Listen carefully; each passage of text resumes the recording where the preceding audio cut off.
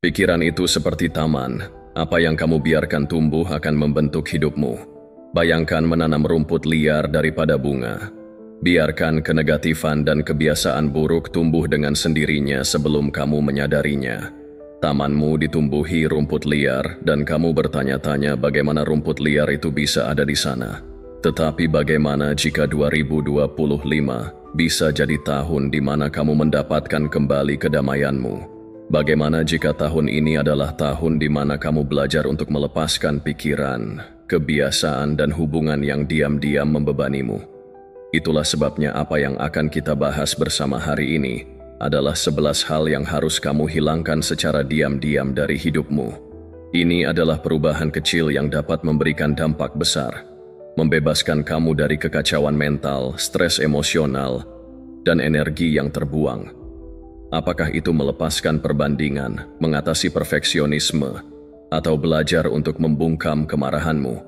Pelajaran ini akan membantu kamu menumbuhkan pikiran yang tenang, fokus, dan tangguh. Ini bukan tentang perubahan dalam semalam, tetapi tentang membuat kemajuan yang mantap dan disengaja.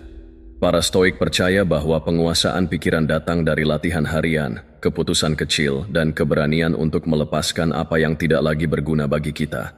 Jadi, jika kamu siap untuk meringankan bebanmu, menjelaskan pikiranmu, dan membangun kehidupan yang bertujuan dan jelas, kamu berada di tempat yang tepat. Mari kita selami 11 hal yang perlu kamu hilangkan secara diam-diam. Selangkah demi selangkah, dirimu di masa depan akan melihat ke belakang dan bersyukur bahwa kamu memulai hari ini.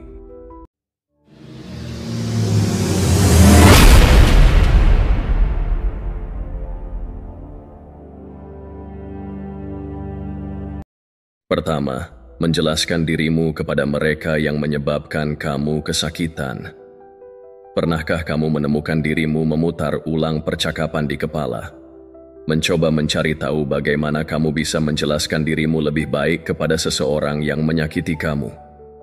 Mungkin kamu merasa disalahpahami, dihakimi secara tidak adil, atau bahkan disalahkan atas sesuatu yang bukan salahmu. Wajar untuk ingin orang lain melihat sisi kamu, memahami rasa sakitmu, atau memvalidasi perasaanmu. Tapi inilah kenyataan pahitnya. Beberapa orang tidak akan pernah mendengarkanmu. Tidak peduli seberapa banyak kamu menjelaskan.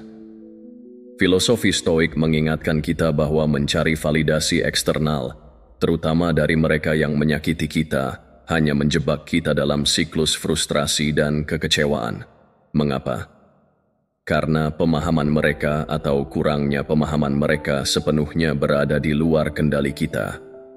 Stoik Epikuros mengajarkan bahwa kita harus fokus hanya pada apa yang ada dalam kekuatan kita, pikiran kita, tindakan kita, dan respons kita. Segala sesuatu yang lain, termasuk bagaimana orang lain memandang atau memperlakukan kita, berada di luar jangkauan kita. Ketika kamu mendapati dirimu mencoba membenarkan tindakan atau rasa sakitmu kepada seseorang yang sudah menunjukkannya, mereka tidak mendengarkan. Kamu memberikan sedikit kedamaianmu. Kamu menyerahkan kendali atas emosi dan kesejahteraan emosionalmu, berharap mereka akan berubah pikiran atau memberimu validasi yang menurutmu kamu butuhkan.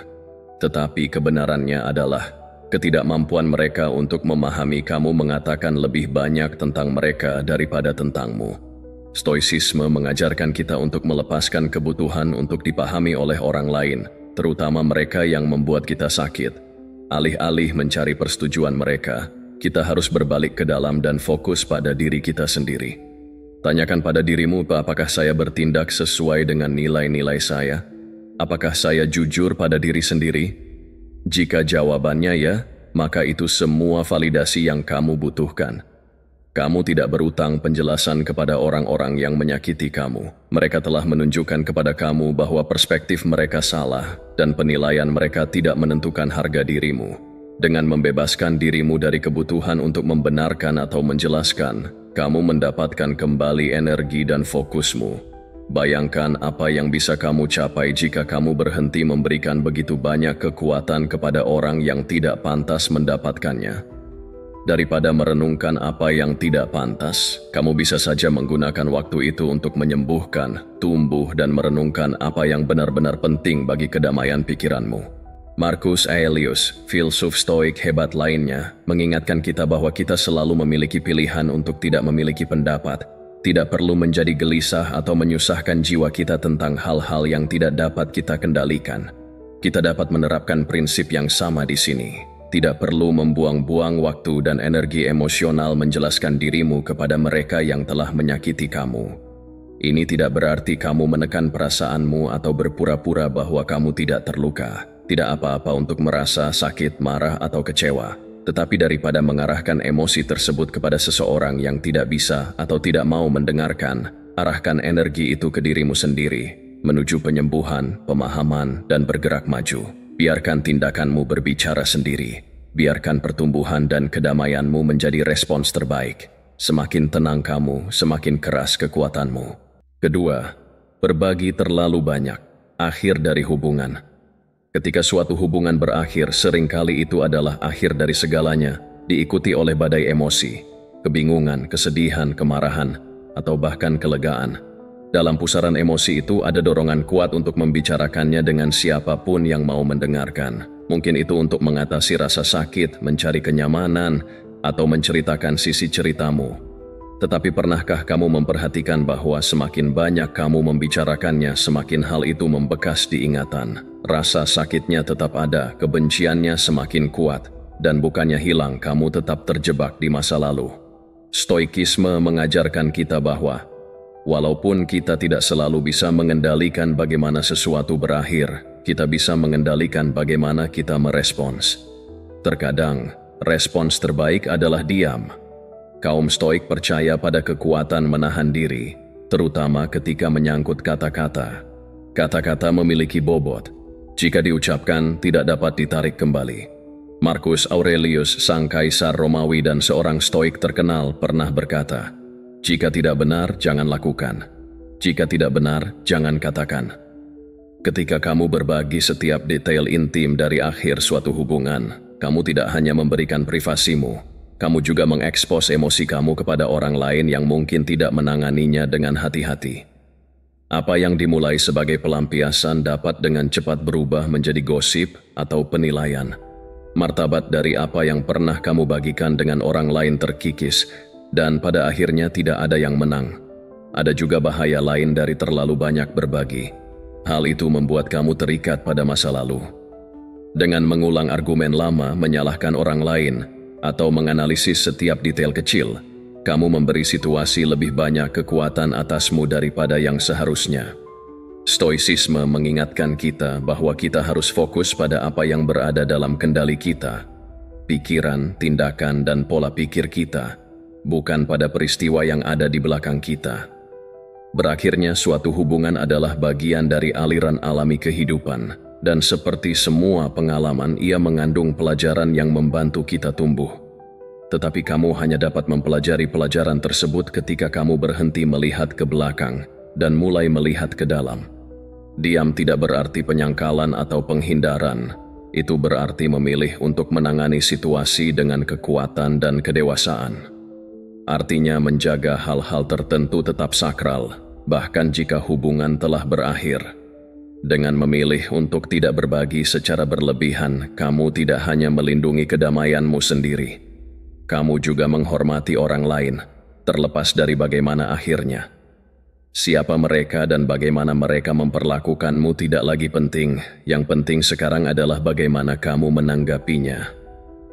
Kaum Stoa mengingatkan kita bahwa karakter kita terungkap di saat-saat seperti ini. Akankah kita membiarkan emosi mengendalikan kita? Atau akankah kita bertindak dengan integritas dan kebijaksanaan? Pikirkan tentang hal ini. Setiap kali kamu membagi detail pribadi masa lalu dengan orang lain, kamu memberikan sedikit bagian dari harga dirimu. Semakin sedikit kamu membicarakannya, semakin kamu berpegang teguh pada kekuatanmu. Kamu tidak butuh orang lain untuk memvalidasi rasa sakitmu atau memihakmu. Pertumbuhan dan ketahananmu akan berbicara lebih keras daripada kata-kata apapun.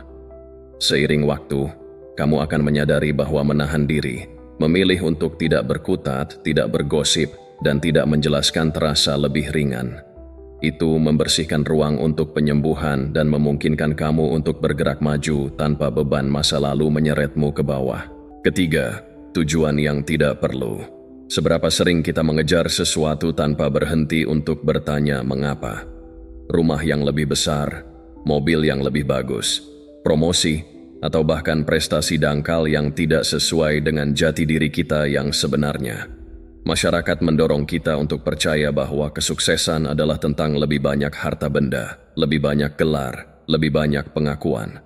Tapi berapa biayanya? Jika kamu menaiki tangga hanya untuk menyadari bahwa tangga itu bersandar pada dinding yang salah. Kaum Stoik memperingatkan kita tentang perangkap ini. Mereka percaya bahwa hidup yang bermakna bukanlah tentang mengejar segalanya, tetapi mengejar hal-hal yang benar. Hal-hal yang memberikan nilai tambah bagi hidup kita dan sejalan dengan prinsip-prinsip kita. Marcus Aurelius dalam meditasinya sering merenungkan tentang singkatnya hidup. Ia menulis, "Kamu bisa meninggalkan hidup ini sekarang juga. Biarkan hal itu menentukan apa yang kamu lakukan, katakan, dan pikirkan. Waktu adalah sumber daya kita yang paling berharga.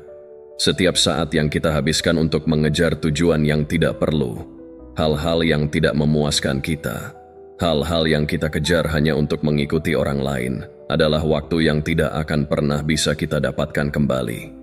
Bayangkan hidupmu sebagai kanvas yang terbatas. Kamu hanya memiliki sedikit ruang untuk mengisi dengan begitu banyak sapuan kuas untuk menciptakan sebuah mahakarya. Sekarang, tanyakan pada dirimu sendiri. Apakah kamu sedang melukis sesuatu yang bermakna? Atau kamu hanya melemparkan warna acak di kanvas karena orang lain memberitahu kamu? Banyak dari kita mengejar tujuan tanpa berpikir, tanpa mempertanyakan dari mana asalnya. Kita membiarkan masyarakat mengendalikan harapan, tekanan keluarga, atau rasa takut tertinggal mendorong keputusan kita. Tetapi inilah kebenarannya. Setiap tujuan layak untuk dikejar. Kaum Stoik mengingatkan kita untuk fokus pada apa yang penting. Epikuros berkata, "Jika Anda ingin meningkatkan diri, cukuplah untuk terlihat tidak tahu apa-apa atau bodoh dalam hal-hal yang tidak penting. Dengan kata lain, lepaskan keinginan untuk menjadi segalanya bagi semua orang. Lepaskan keinginan untuk menjadi lebih baik. Tujuan yang terlihat bagus di luar, tetapi terasa hampa di dalam justru mengalihkan fokusmu ke hal-hal yang benar-benar penting. Tujuan yang mencerminkan nilai-nilai kamu, memperkuat karaktermu, dan berkontribusi pada kehidupan yang bermakna. Bahaya dari tujuan yang tidak perlu adalah bahwa mereka mengalihkan perhatianmu dari tujuan sejati kamu. Mereka mengisi hari-harimu dengan kesibukan, namun meninggalkanmu merasa hampa. Pernahkah kamu bekerja tanpa lelah untuk mencapai sesuatu, mungkin jabatan atau harta benda, hanya untuk mencapainya dan bertanya-tanya apakah ini perasaan yang kamu inginkan? Bukan kegagalan. Itu adalah tanda bahwa kamu mengejar hal yang salah. Para penganut paham Stoik menganjurkan kita untuk sering berhenti dan merenung. Apakah saya hidup dengan tujuan yang jelas? Apakah tindakan saya sesuai dengan nilai-nilai yang saya anut? Jika tidak, maka inilah saatnya untuk merenungkannya, hilangkan gangguan, dan fokuskan kembali. Ini tidak berarti kamu harus meninggalkan ambisi. Ambisi ketika diarahkan dengan bijak dapat mengarah pada pertumbuhan dan pencapaian yang luar biasa. Tetapi kaum Stoa mengingatkan kita bahwa ambisi harus berakar pada apa yang bermakna dan benar, bukan pada keinginan yang dangkal. Marcus Aurelius menyarankan, jangan buang-buang sisa waktumu di sini dengan mengkhawatirkan orang lain, kecuali jika itu mempengaruhi kebaikan bersama. Itu akan menghalangimu melakukan hal-hal yang berguna. Apa yang berguna adalah tujuan yang selaras dengan dirimu dan apa yang kamu yakini. Tujuan yang memperkuat kebajikan, kebijaksanaan, keberanian, keadilan dan disiplin diri yang tidak hanya melayani diri sendiri, tetapi juga orang lain di sekitar kamu. Keempat, meninggikan suara dalam kemarahan. Kita semua pernah mengalami saat-saat ketika frustrasi meluap, dan sebelum kita menyadarinya kita meninggikan suara kita. Mungkin saat bertengkar dengan seseorang yang kamu pedulikan, atau di saat stres ketika tidak ada yang berjalan dengan benar. Kata-kata keluar lebih keras, lebih tajam, dan lebih kuat dari yang kamu maksudkan. Tetapi apa yang terjadi selanjutnya? Situasi biasanya menjadi lebih buruk. Orang yang menerimanya menjadi defensif. Kamu merasakan kemarahanmu sendiri semakin intensif. Dan apa yang dimulai sebagai kesempatan untuk menyelesaikan sesuatu berubah menjadi konflik besar-besaran. Kaum Stoik memahami hal ini dengan baik. Kemarahan yang dilepaskan tanpa kendali justru lebih banyak merugikan daripada menguntungkan kita. Marcus Aurelius pernah berkata, betapa lebih pedih akibat dari kemarahan daripada penyebabnya. Pikirkanlah, apa yang membuat kamu marah pada awalnya? Kemarahan tidak hanya menyakiti orang lain, tetapi juga meracuni kamu, mengaburkan penilaianmu, mencuri kedamaianmu, dan membuatmu menanggung beban emosional yang lama setelah momen itu berlalu. Melewatinya seperti membakar diri sendiri dalam upaya untuk menerangi ruangan gelap. Lebih banyak ruginya daripada manfaatnya. Kaum Stoik percaya bahwa kekuatan sejati terletak pada pengendalian diri. Siapapun dapat melampiaskan kemarahan, tetapi dibutuhkan kebijaksanaan dan disiplin untuk berhenti, bernapas, dan memilih respons yang lebih baik. Epikuros mengajarkan bahwa, walaupun kita tidak selalu bisa mengendalikan apa yang terjadi pada kita selalu bisa mengendalikan bagaimana kita merespons. Dia berkata, bukan kejadian yang mengganggu orang, tetapi penilaian mereka terhadap kejadian tersebut. Ketika kamu meninggikan suaramu dalam kemarahan, kamu membiarkan emosi mengambil kendali. Kamu bereaksi tanpa berpikir, tanpa memilih respons yang sesuai dengan situasi. Tipe orang yang kamu inginkan. Seneca memperingatkan terhadap kemarahan sebagai emosi yang paling merusak. Ia menyebutnya kegilaan sementara karena membuat kita bertindak tidak rasional, mengatakan dan melakukan hal-hal yang tidak akan pernah kita lakukan dalam keadaan tenang. Namun banyak dari kita terjebak dalam perangkapnya, meyakinkan diri kita sendiri bahwa berteriak atau melampiaskan kemarahan kita akan membuat kita merasa lebih baik. Tetapi, apakah itu benar? Pikirkan tentang terakhir kali kamu kehilangan kendali dan meninggikan suara. Apakah itu menyelesaikan masalah, atau apakah itu membuat kamu merasa terkuras, bersalah, dan disalahpahami? Ini tidak berarti kamu tidak boleh merasa marah. Marah, seperti semua emosi, adalah hal yang alami. Itu menandakan bahwa ada sesuatu yang terasa salah, bahwa batasan telah dilanggar, atau bahwa kamu terluka. Tetapi kuncinya adalah mengakui kemarahan tanpa membiarkannya mendikte tindakanmu. Daripada meninggikan suara, mundurlah. Secara harfiah, jika perlu, berhenti sejenak, bernapaslah dalam-dalam, berikan dirimu waktu untuk mendapatkan kembali kendali. Kaum Stoik sering mempraktikkan latihan sederhana di saat-saat frustrasi. Tanyakan pada dirimu, apakah ini akan menjadi masalah dalam seminggu, sebulan, setahun? Lebih sering jawabannya adalah tidak. Jeda itu memberi kamu perspektif, dan dengan perspektif datanglah ketenangan. Bayangkan betapa hebatnya menjadi orang yang tetap tenang ketika semua orang kehilangan akal sehat mereka. Kekuatan yang mengendalikan, dan itulah yang stoikisme anjurkan kita untuk praktikkan. Ketika kamu menjaga suara tetap tenang dan emosi terkendali, kamu tidak hanya meredakan situasi, kamu juga mendapatkan rasa hormat dari orang lain. Orang mendengarkan suara yang tenang, mereka mengabaikan teriakan. Dengan memilih ketenangan atas kemarahanmu, kamu tidak lemah. Kamu menunjukkan bahwa kamu cukup kuat untuk menguasai dirimu sendiri. Kelima, terus-menerus membandingkan dirimu dengan orang lain. Pernahkah kamu menelusuri media sosial atau melihat-lihat teman, kolega, atau bahkan orang asing dan berpikir pada dirimu sendiri, mengapa aku belum sampai di sana? Mungkin karena kesuksesan mereka, gaya hidup mereka, prestasi mereka, atau cara mereka yang tampaknya dengan mudah mencapai semuanya. Sebelum kamu menyadarinya, pikiranmu mulai berpacu. Ada apa denganku? Mengapa aku tidak sesukses atau sebahagia mereka? Perbandingan ini menjadi pencuri licik yang diam-diam mencuri kegembiraanmu, kepercayaan dirimu, dan kemampuanmu untuk menghargai hidupmu sendiri. Stoicisme menawarkan kita penawar yang ampuh untuk kebiasaan buruk ini. Kesadaran bahwa satu-satunya pesaingmu adalah dirimu sendiri. Kaum Stoa percaya bahwa kehidupan setiap orang adalah kehidupan mereka sendiri yang unik, jalan yang dibentuk oleh keadaan, pilihan, dan pengalaman yang tidak dimiliki orang lain. Membandingkan perjalanan hidupmu dengan perjalanan orang lain tidak hanya tidak adil, tetapi juga tidak logis. Marcus Aurelius menulis, "Jangan sia-siakan sisa hidupmu dengan berspekulasi tentang orang lain. Itu akan menghalangimu melakukan hal yang berguna." Ini adalah inti kebenaran. Ketika kamu fokus pada orang lain, kamu tidak akan bisa melakukan hal yang berguna. Rampas energi dan waktu untuk fokus pada apa yang dapat kamu kendalikan, pertumbuhanmu sendiri, tindakanmu sendiri, dan kemajuanmu sendiri. Perbandingan berakar pada persepsi, dan persepsi seringkali salah. Media sosial misalnya, adalah cuplikan sorotan yang menunjukkan momen terbaik dalam hidup seseorang, dikurasi dengan cermat untuk menciptakan citra kesuksesan atau kebahagiaan.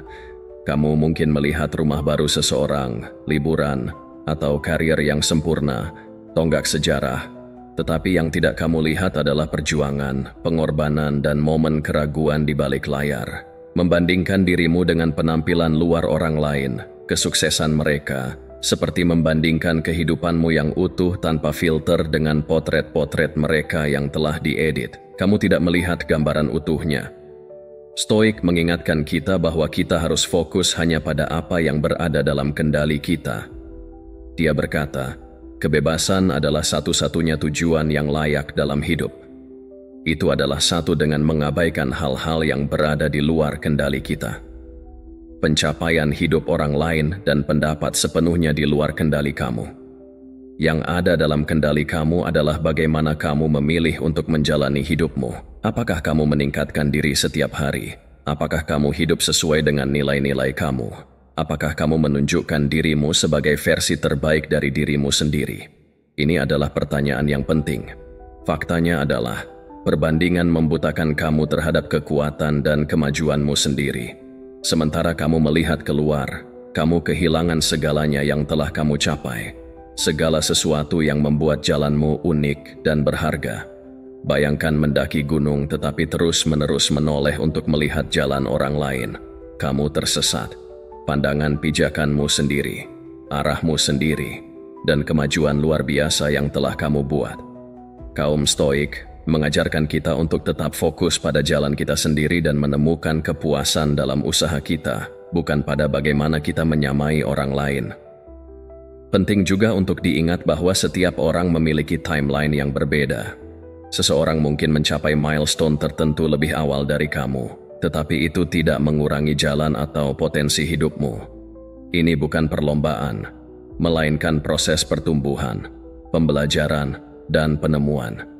Dengan membandingkan dirimu dengan orang lain, kamu mengukur kesuksesan dengan standar mereka, bukan dengan standar kamu. Kaum Stoik akan mendorong kamu untuk mendefinisikan versi kesuksesanmu sendiri yang berakar pada nilai-nilai kamu, kemajuan, dan tujuan hidupmu. Dari situlah kepuasan sejati berasal. Keenam, penggunaan media sosial yang tidak bijaksana. Pernahkah kamu mengangkat telepon hanya untuk memeriksa satu notifikasi dan tiba-tiba 1 jam telah berlalu? Kamu bahkan tidak ingat apa yang kamu lihat. Video, postingan, pembaruan acak, dan entah bagaimana kamu merasa terkuras. Tidak segar, tidak terinspirasi, tetapi kosong, hampir seperti waktu berlalu melalui jari-jarimu tanpa kamu menyadarinya. Ini bukan hanya masalah modern, ini adalah refleksi dari kebenaran yang lebih dalam tentang bagaimana kita membiarkan gangguan mengatur hidup kita. Kaum Stoik menyebut ini sebagai penyalahgunaan perhatian kita, salah satu sumber daya paling berharga yang kita miliki. Kaum Stoik kuno percaya bahwa perhatian dan fokus kita penting untuk menjalani kehidupan yang bermakna. Marcus Aurelius sering merenungkan pentingnya hadir sepenuhnya. Dalam tulisannya, dia berkata, "Jangan biarkan masa depan mengganggu kamu. Kamu akan menemuinya jika kamu harus melakukannya dengan senjata nalar yang sama yang hari ini mempersenjatai kamu melawan masa kini." Namun hari ini perhatian kita terus-menerus terkepung. ditarik ke 1000 arah oleh algoritma, notifikasi dan pengguliran tanpa henti. Media sosial, ketika digunakan tanpa berpikir, menjadi pencuri waktu, kejelasan, dan kedamaian. Itu menyebarkan fokusmu dan meninggalkan kamu tanpa hasil apapun. Selama berjam-jam, kamu telah kehilangan. Masalahnya bukanlah media sosial itu sendiri. Seperti alat lainnya, ia dapat digunakan untuk kebaikan atau keburukan. Ia menghubungkan kita dengan orang-orang yang kita cintai, memaparkan kita pada ide-ide baru, dan bahkan dapat menginspirasi pertumbuhan. Masalahnya terletak pada bagaimana kita menggunakannya, atau lebih tepatnya, bagaimana kita mengizinkannya menggunakan kita. Seberapa sering kita menggulir tanpa tujuan, membuat diri kita mati rasa terhadap kenyataan, menggunakan umpan kita sebagai bentuk pengalih perhatian? Kaum Stoik mengajarkan bahwa kita harus memiliki tujuan dengan waktu kita, karena waktu itu terbatas. Seneca memperingatkan bahwa bukan berarti kita memiliki waktu yang singkat untuk hidup, tetapi kita banyak menyia-nyiakannya. Media sosial, ketika digunakan tanpa tujuan, adalah salah satu penyebab terbesar terbuangnya waktu di dunia modern kita. Tetapi ada yang lebih dari sekadar membuang-buang waktu. Penggunaan media sosial yang tidak bijaksana mempengaruhi cara kita berpikir, perasaan kita, dan bagaimana kita melihat diri kita sendiri. Umpan yang kita kurasi, yang kita gulir, menyajikan versi realitas yang terdistorsi, liburan yang sempurna, tubuh yang sempurna, kisah sukses dalam semalam. Kita mulai membandingkan hidup kita dengan ilusi ini, dan tanpa menyadarinya perasaan tidak mampu merayap masuk. Tiba-tiba hidup kita sendiri tidak terasa baik, cukup, hubungan, karir, rumah kita semua tampaknya gagal dibandingkan dengan sorotan nyata. Itu bahkan bukan stoikisme yang sebenarnya.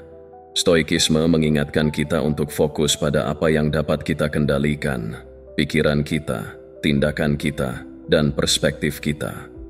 Membandingkan diri kita dengan ilusi adalah pertempuran yang tidak akan pernah bisa kita menangkan, dan itu merampas kepuasan kita di masa sekarang. Apa solusinya? Cobalah ini. Tetapkan batasan pada penggunaan media sosialmu. Putuskan berapa banyak waktu yang ingin kamu habiskan online setiap hari dan patuhi itu. Gunakan feedmu dengan sengaja, mengikuti orang-orang yang menginspirasi kamu, berhenti mengikuti akun yang membuat kamu merasa kurang, dan terlibat dengan konten yang memberikan nilai tambah dalam hidupmu. Media sosial bisa menjadi alat untuk kebaikan, tetapi hanya jika kamu menggunakannya sesuai keinginanmu. Ketujuh, mengejar validasi eksternal. Pernahkah kamu menyadari betapa kita mendambakan persetujuan dari orang lain?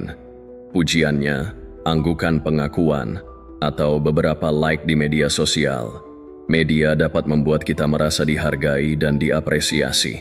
Di permukaan, hal ini mungkin tampak tidak berbahaya. Namun di balik keinginan untuk divalidasi tersebut, terdapat kebiasaan berbahaya yang mengikat harga diri kita terhadap pendapat orang lain. Ketika kita membiarkan persetujuan atau ketidaksetujuan orang lain mendefinisikan nilai kita menyerahkan kendali atas kebahagiaan kita. Para penganut paham Stoik memperingatkan kita tentang jebakan ini. Mereka percaya bahwa kedamaian dan kepuasan sejati datang dari dalam diri, bukan dari hal-hal yang tidak terduga, pendapat dunia luar. Epikuros berkata secara sederhana, "Jika kamu tergoda untuk mencari persetujuan dari luar, sadarlah bahwa kamu telah mengorbankan integritasmu. Jika kamu membutuhkan saksi, jadilah saksi untuk dirimu sendiri." Apa artinya itu? Itu berarti kamu tidak membutuhkan orang lain untuk memberitahu kamu bahwa kamu cukup baik, cukup pintar, atau cukup berharga. Tindakanmu, pilihanmu, dan nilai-nilaimu harus berbicara sendiri. Mencari validasi eksternal itu seperti mengejar target yang bergerak. Kamu tidak akan pernah berhasil mencapainya, karena pendapat orang sering berubah karena alasan yang tidak ada hubungannya dengan target. Hari ini mereka memuji kamu, besok mereka mungkin mengkritik kamu. Jika harga dirimu bergantung pada persetujuan mereka, kamu berada dalam belas kasihan kekuatan yang tidak dapat kamu kendalikan. Bayangkan menjalani seluruh hidupmu mencoba untuk menyenangkan orang lain. Kamu memakai apa yang menurut mereka terlihat bagus, mengatakan apa yang mereka ingin dengar, dan membuat keputusan berdasarkan harapan mereka. Pada awalnya, terasa meyakinkan untuk menyesuaikan diri agar disukai, tetapi seiring berjalannya waktu, sesuatu mulai terjadi. Kamu kehilangan dirimu sendiri. Kamu berhenti bertanya, apa yang aku inginkan? Apa yang aku percayai? Siapa aku? Kaum Stoik mengingatkan kita bahwa hidup untuk persetujuan eksternal adalah resep untuk kekosongan. Kamu akhirnya menjalani hidup orang lain, bukan hidupmu sendiri. Dan pada akhirnya, kamu akan hidup untuk dirimu sendiri. Akhir dari itu, apa yang telah kamu peroleh? Persetujuan orang lain dengan mengorbankan keaslian dirimu sendiri. Marcus Aurelius, dalam meditasinya, sering mengingatkan dirinya untuk fokus ke dalam, bukan keluar. Dia menulis, "Tidak peduli apa yang orang lain pikirkan tentangmu, yang penting adalah apa yang kamu pikirkan tentang dirimu sendiri." Itulah fondasi kepercayaan diri yang sejati. Ketika kamu belajar untuk memvalidasi dirimu sendiri, mengukur nilai dirimu berdasarkan karakter dan tindakanmu, bukan pendapat orang lain, kamu menjadi tak tergoyahkan. Kamu berhenti hidup untuk pujian dan mulai hidup dengan tujuan. Itu adalah kekuatan yang tidak dapat diambil oleh siapapun. Mencari validasi eksternal itu melelahkan. Itu seperti mencoba mengisi ember dengan lubang di bagian bawahnya.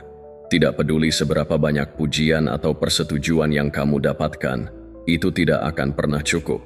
Kamu selalu membutuhkan lebih banyak. Para Stoik mengajarkan kita bahwa keinginan yang tak ada habisnya ini berasal dari kesalahpahaman, di mana kebahagiaan benar-benar terletak. Kebahagiaan tidak datang dari dikagumi atau dipuji. Itu berasal dari menjalani hidup yang sejalan dengan nilai-nilai kamu. Apakah kamu bertindak dengan integritas? Apakah kamu membuat keputusan yang mencerminkan siapa kamu dan apa yang kamu yakini? Jika jawabannya ya, maka itu semua validasi yang kamu butuhkan. Kedelapan, perfeksionisme. Apakah kamu pernah menunda untuk memulai sesuatu karena kamu tidak yakin bisa melakukannya dengan sempurna? Atau mungkin kamu menyelesaikan tugas, tetapi tidak bisa berhenti terobsesi dengan kekurangan terkecil yang tidak akan diperhatikan orang lain?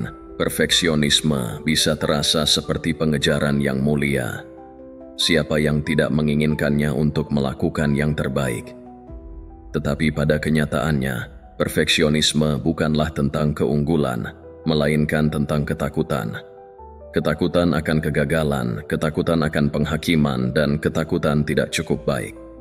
Alih-alih membantu kita berhasil, hal itu membuat kita lumpuh, kewalahan, dan tidak puas tanpa henti. Kaum Stoa memahami hal ini secara mendalam. Mereka mengingatkan kita bahwa berjuang untuk kesempurnaan tidak hanya tidak realistis, tetapi juga merupakan resep untuk ketidakbahagiaan. Filsuf Stoik Seneca memperingatkan kita tentang bahaya perfeksionisme ketika dia berkata, ketika kita menunggu kehidupan, kehidupan berlalu begitu saja. Perfeksionisme menipu kita untuk percaya bahwa kita perlu menunggu saat yang sempurna, rencana yang sempurna, atau kondisi yang sempurna untuk bertindak. Kita meyakinkan diri kita bahwa jika kita tidak dapat melakukan sesuatu dengan sempurna, maka itu tidak layak dilakukan sama sekali. Tetapi ketika kita menunggu kesempatan untuk kesempurnaan, waktu berlalu begitu saja dan hidup terus berjalan tanpa kita. Kenyataannya, kesempurnaan adalah ilusi yang tidak dapat dicapai. Ketika kamu mengejarnya, kamu tidak dapat mencapainya. Jika kamu melewatkan keindahan kemajuan dan pertumbuhan, pikirkanlah tentang hal ini. Perfeksionisme tidak akan membuat kamu maju, ia membuat kamu terjebak. Kamu ragu untuk mengambil risiko karena takut melakukan kesalahan. Kamu menghabiskan waktu berjam-jam atau bahkan berhari-hari untuk mengerjakan ulang sesuatu yang sudah cukup baik dan menguras tenaga kamu dalam prosesnya. Ketika kamu pasti gagal mencapai kesempurnaan, karena kita semua mengalaminya, apa yang kamu lihat hanyalah kegagalan, bukan kemajuan atau pertumbuhan usaha kamu. Kaum Stoa mengingatkan kita bahwa pola pikir ini tidak hanya tidak sehat, tetapi juga tidak bijaksana. Marcus Aurelius menulis, "Jangan menjadi malu akan kesalahan dan kemudian menjadikannya kejahatan." Dengan kata lain, kesalahan adalah bagian dari kehidupan, kesempatan mereka untuk belajar, tumbuh, dan berkembang, bukan sesuatu yang harus ditakuti atau dihukum. Perfeksionisme juga merampas kegembiraan kita. Alih-alih menghargai apa yang telah kita capai, kita terpaku pada apa yang hilang atau apa yang bisa lebih baik. Kita mengabaikan kemajuan kita dan berkutat pada ketidaksempurnaan, seolah-olah segala sesuatu yang kurang dari sempurna itu tidak ada nilainya. Tetapi kaum Stoik mengajarkan kita bahwa fokus kita seharusnya pada usaha, bukan pada hasil. Epikuros berkata bahwa tugas utama dalam hidup hanyalah mengidentifikasi dan memisahkan masalah-masalah sehingga kita dapat mengatakan dengan jelas kepada diri kita sendiri mana yang eksternal dan mana yang berada di bawah kendali kita dan yang berkaitan dengan pilihan yang sebenarnya kita kendalikan. Kamu tidak dapat mengendalikan apakah sesuatu berjalan dengan sempurna, tetapi kamu dapat mengendalikan usaha, sikap, dan kemauan untuk mencoba. Disitulah letak pertumbuhan sejati. Jadi, bagaimana kita melepaskan perfeksionisme? Ini dimulai dengan merangkul ketidaksempurnaan sebagai bagian dari menjadi manusia. Kaum Stoa percaya bahwa hidup adalah proses pertumbuhan dan pembelajaran yang konstan. Tidak ada seorang pun yang sempurna, dan tidak akan pernah ada. Tetapi jika kamu muncul, melakukan yang terbaik, dan terus maju, kamu hidup dalam keselarasan dengan prinsip-prinsip stoisisme. Kamu memilih kemajuan daripada kelumpuhan. Kamu memilih untuk fokus pada apa yang dapat kamu kendalikan, usaha, integritas, dan kemauan untuk belajar dari kabut. Taruhannya melepaskan perfeksionisme tidak berarti puas dengan yang biasa-biasa saja. Itu tidak berarti kamu harus melakukan yang terbaik. Bukan berarti kamu berhenti peduli atau berhenti berusaha untuk memperbaikinya. Itu berarti kamu menyadari bahwa cukup baik, seringkali justru sebaliknya. Apa yang dibutuhkan adalah kemajuan, dan kemajuan itu jauh lebih penting daripada kesempurnaan.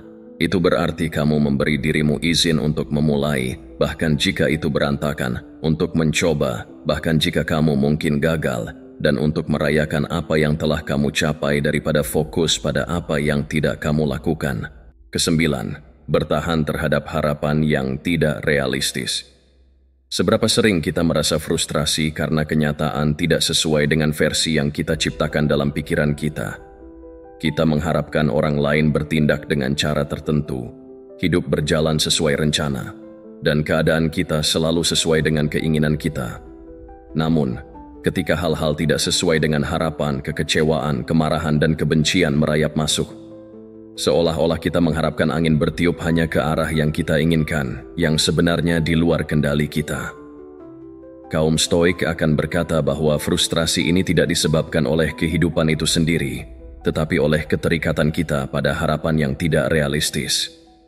Kita menderita bukan karena dunia mengecewakan kita, tetapi karena kita berharap dunia sesuai dengan keinginan kita. Inti dari filosofi Stoa adalah kebenaran sederhana. Kita tidak bisa mengendalikan kejadian eksternal, tetapi kita bisa mengendalikan bagaimana kita meresponsnya. Epikuros pernah berkata bahwa kita terganggu bukan karena kita tidak bisa mengendalikan situasi, tetapi oleh pandangan kita terhadap situasi tersebut. Pikirkanlah, bukan apa yang terjadi yang menyebabkan kita kesakitan, melainkan apa yang kita rasakan. Harapan kita tentang apa yang seharusnya terjadi. Kita berharap seseorang memperlakukan kita dengan baik, tetapi tidak demikian. Kita berharap kesuksesan datang dengan mudah, tetapi tidak demikian. Kita berharap hidup berjalan adil, tetapi jarang sekali hasilnya demikian. Kita merasa kecewa bukan karena dunia tidak adil, tetapi karena kita berpegang pada ilusi tentang bagaimana seharusnya. Harapan seringkali merupakan beban tak terlihat yang kita bawa. Kita meletakkannya pada orang lain, situasi, dan bahkan diri kita sendiri, menetapkan standar yang mungkin mustahil untuk dipenuhi.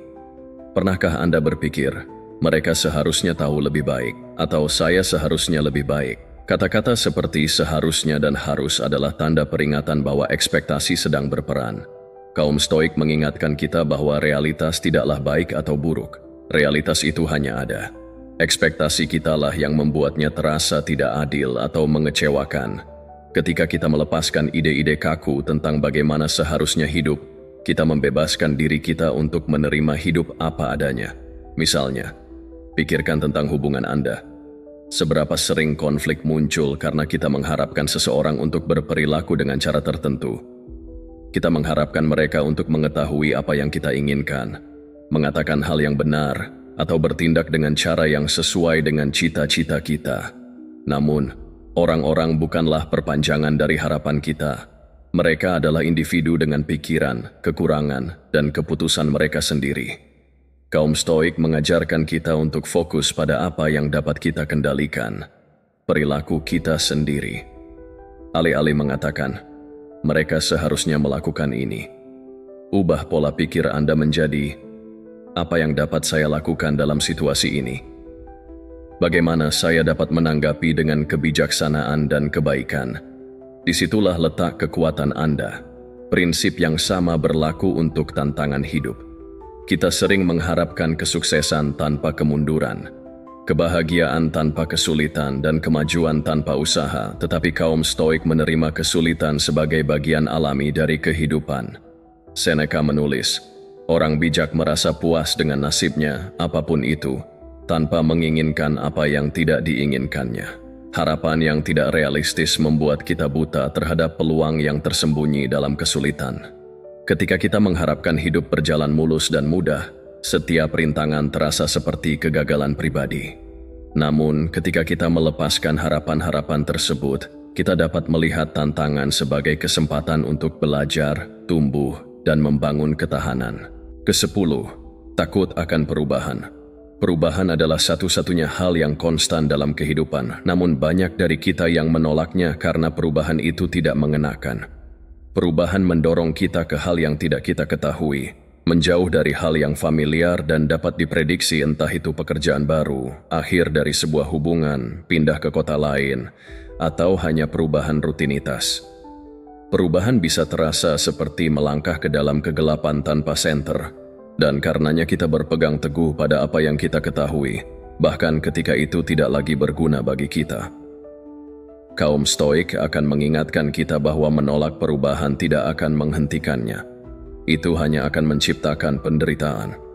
Hidup terus berjalan, entah kita suka atau tidak, dan tugas kita adalah belajar bagaimana bergerak bersamanya, bukan melawannya. Dalam meditasi, Marcus Aurelius menulis, amati terus-menerus bahwa segala sesuatu terjadi melalui perubahan, dan biasakanlah diri Anda untuk mempertimbangkan bahwa hakikat alam semesta tidak menyukai hal-hal yang ada dan menciptakan hal-hal baru yang serupa dengan itu. Dengan kata lain, perubahan bukanlah musuh Anda. Itulah hakikat hidup. Alam itu sendiri berkembang karena perubahan. Musim berganti, sungai mengalir, dan pohon menggugurkan daunnya hanya untuk berbunga lagi.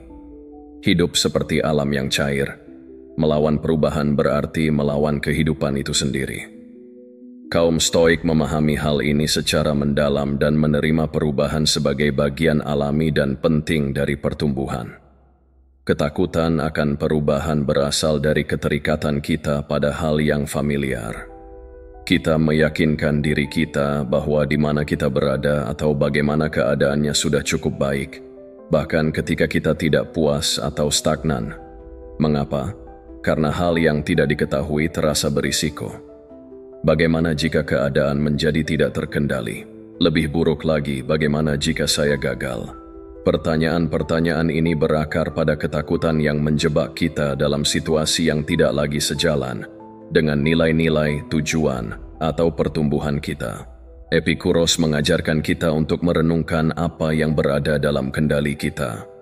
Kita tidak dapat mengendalikan perubahan apa yang akan terjadi dalam hidup, tetapi kita dapat mengendalikan bagaimana kita menanggapinya. Alih-alih takut akan perubahan, kaum Stoik mendorong kita untuk mendekatinya dengan rasa ingin tahu, keberanian, dan penerimaan. Pikirkanlah dengan cara ini setiap saat.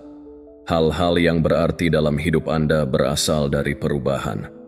Persahabatan terdekat Anda, pencapaian Anda yang paling membanggakan, dan momen pertumbuhan Anda yang paling signifikan kemungkinan besar terjadi karena sesuatu berubah. Karena Anda mengambil risiko, melangkah ke hal yang tidak diketahui, atau melepaskan apa yang tidak lagi berguna bagi Anda.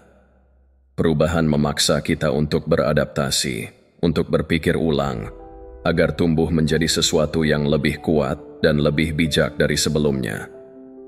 Marcus Aurelius mengartikan hal ini dengan indah ketika dia berkata, "Apa yang menghalangi akan menjadi jalan. Tantangan yang datang bersama perubahan bukanlah hambatan. Mereka adalah jalan ke depan. Ketakutan akan perubahan juga menjebak kita dalam penyesalan." Berapa banyak kesempatan yang telah Anda lewatkan karena takut melangkah ke sesuatu yang baru, entah itu mengejar mimpi, mengakhiri hubungan yang beracun, atau memulai gaya hidup yang lebih sehat. Ketakutan akan perubahan membuat Anda terpaku di tempat, sementara hidup terus berjalan. Kaum Stoik mengajarkan kita untuk fokus pada apa yang dapat kita kendalikan. Saat ini, Anda tidak dapat memprediksi masa depan, tetapi Anda dapat mengambil tindakan sekarang, dan dengan melakukan itu Anda terbebas dari cengkeraman rasa takut dan mengambil kembali kendali hidup Anda. Terakhir, efek berbahaya dari bergosip. Pernahkah Anda meninggalkan percakapan dengan perasaan tidak nyaman, seolah-olah Anda telah mengikis integritas Anda sendiri tanpa menyadarinya? Mungkin Anda adalah bagian dari diskusi yang melayang ke gosip, membicarakan kehidupan pribadi orang lain, kesalahan mereka, atau menyebarkan informasi yang bukan milik Anda untuk dibagikan. Pada saat itu, mungkin terasa tidak berbahaya, bahkan menghibur. Tetapi setelahnya, Anda tidak dapat menghilangkan rasa bersalah yang halus itu.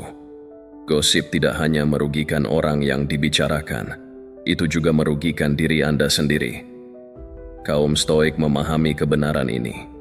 Kata-kata yang Anda ucapkan mencerminkan kualitas karakter Anda. Ketika Anda terlibat dalam gosip, Anda tidak hanya menjatuhkan orang lain, Anda juga merusak landasan moral Anda sendiri. Kaum Stoik menghargai disiplin diri, dan itu meluas ke bagaimana kita menggunakan kata-kata kita. Kata-kata memiliki kekuatan, sekali diucapkan mereka tidak dapat ditarik kembali, dan dampaknya dapat berkembang jauh melampaui apa yang Anda maksudkan. Seneca mengingatkan kita bahwa ucapan mencerminkan jiwa. Seperti seorang pria berbicara, maka dia adalah. Apa yang Anda katakan tentang orang lain mengatakan lebih banyak tentang Anda daripada tentang mereka. Ketika Anda bergosip, itu menunjukkan kurangnya kontrol, keinginan untuk menghakimi, dan fokus pada kekurangan orang lain daripada pertumbuhan Anda sendiri. Waktu dan energi yang dihabiskan untuk menjatuhkan orang lain dapat digunakan untuk memperbaiki diri Anda, memperkuat karakter Anda, dan mengejar sesuatu yang bermakna. Gosip juga memicu kenegatifan dan kepicikan. Mudah untuk terjebak dalam perangkap ini. Seringkali dimulai dengan rasa ingin tahu atau komentar kecil. Namun, begitu dimulai, gosip menyebar seperti api tanpa kita sadari. Satu rumor berubah menjadi versi kebenaran yang menyimpang, yang menyebabkan rasa sakit dan kesalahpahaman, yang tidak perlu serta konflik. Kaum Stoik mengajarkan kita untuk menghindari tindakan yang menyebabkan kerugian, tidak hanya bagi orang lain tetapi juga bagi diri kita sendiri. Terlibat dalam gosip mengganggu ketenangan pikiran Anda. Itu menciptakan rasa kekacauan dan gangguan, menjauhkan Anda dari tujuan dan kemampuan Anda untuk bertindak dengan integritas. Namun mengapa kita bergosip? Terkadang, itu adalah cara untuk merasa diterima, untuk menjalin ikatan dengan orang lain melalui pendapat atau penilaian yang sama. Di lain waktu, itu adalah hasil dari rasa tidak aman. Kita fokus pada kekurangan orang lain untuk mengalihkan perhatian kita dari kekurangan kita sendiri. Namun, kaum Stoik akan mendesak kita untuk melihat ke dalam dan menghadapi alasan sebenarnya kita merasa perlu berbicara negatif tentang orang lain. Marcus Aurelius berkata, "Balas dendam terbaik adalah tidak menjadi seperti musuhmu." Jika Anda melihat seseorang bertindak buruk, Jangan biarkan hal itu mempengaruhi perilaku Anda sendiri. Alih-alih bergabung dengan siklus negatif, pilihlah untuk bangkit di atasnya. Fokus pada nilai-nilai Anda sendiri dan contoh yang ingin Anda berikan. Jadi, bagaimana Anda menjauh dari gosip? Ini dimulai dengan kesadaran. Lain kali Anda berada dalam percakapan yang mulai berubah menjadi negatif, berhentilah dan tanyakan pada diri sendiri. Apakah ini benar? Apakah ini baik? Apakah ini perlu? Jika jawabannya tidak, maka tidak layak dikatakan. Mempraktikkan disiplin ini tidak hanya menguntungkan orang lain, tetapi juga menguntungkan Anda. Anda akan meninggalkan percakapan dengan integritas yang utuh, mengetahui Anda memilih untuk bertindak dengan kebijaksanaan dan kebaikan. Semakin Anda mempraktikkan pengendalian diri ini, semakin mudah Anda akan menyadari bahwa Anda tidak lagi merasa perlu mengisi keheningan dengan obrolan kosong atau penghakiman. Sebaliknya, Anda akan menumbuhkan lingkungan yang saling percaya, rasa hormat, dan positif. Ketika Anda menolak untuk terlibat dalam gosip, Anda juga menjadi seseorang yang dapat dipercaya oleh orang lain. Anda membangun reputasi yang berintegritas, reputasi yang jauh lebih berharga daripada persetujuan atau hiburan sesaat. Orang akan tahu bahwa ketika mereka berbagi sesuatu dengan Anda, itu tetap bersamamu. Mereka akan melihat Anda sebagai seseorang yang berbicara dengan tujuan, yang menggunakan kata-kata untuk mengangkat daripada meruntuhkan. Kaum Stoik mengingatkan kita bahwa tindakan kita, tidak peduli seberapa kecil, membentuk siapa kita. Dengan memilih untuk tidak bergosip, Anda memilih untuk membangun kehidupan yang berbudi luhur, disiplin diri, dan dapat dipercaya. Pada akhirnya, kehidupan yang ingin Anda bangun, hidup yang dipenuhi dengan kejelasan tujuan dan kedamaian, dimulai dengan keputusan yang tenang yang Anda buat. Dengan melepaskan apa yang tidak berguna bagi Anda memberi ruang untuk apa yang sungguh penting. Ingatlah bahwa Anda tidak didefinisikan oleh kebisingan di sekitar Anda, tetapi oleh kekuatan yang Anda kembangkan di dalam. Terima kasih telah menjadi bagian dari Daily Stoic. Jika Anda menemukan nilai dalam video hari ini, saya mengundang Anda untuk menonton video berikutnya yang disarankan di layar Anda. Ini adalah langkah lain dalam perjalanan menuju kebijaksanaan dan pertumbuhan. Saya menghargai kehadiran Anda di sini. Mari kita lanjutkan jalan ini bersama, jaga diri Anda, dan sampai jumpa lagi.